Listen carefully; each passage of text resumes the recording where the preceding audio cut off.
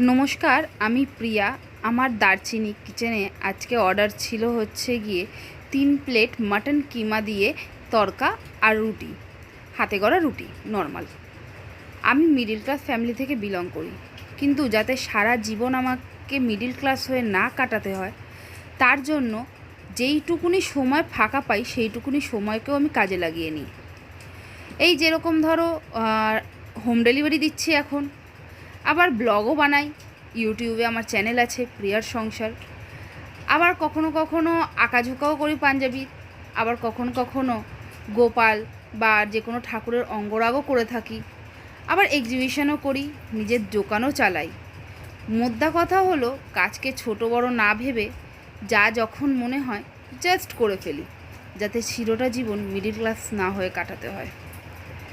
তো আমি খেটে যাচ্ছি, তোমরা আমার পাশে থেকো। আর